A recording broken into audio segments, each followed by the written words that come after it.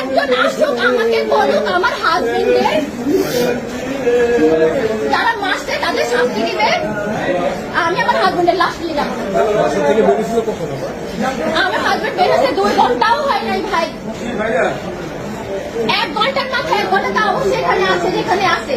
1 ঘন্টার মাথায় কেন ওকে মারবে? ওকে বাসা থেকে বের হতে পারবে না? বাসা কোথায় ছিল? আমার বাসা রায়েরবাগ মোহাম্মদবাগ।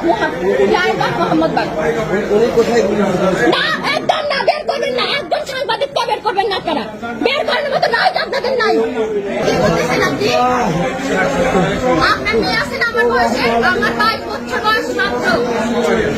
আমার জীবনের দাম কি? আমি বাকি জীবন কিভাবে কাটাবো? আমি কবে মারা যাবো? তা তো ঠিক নাই।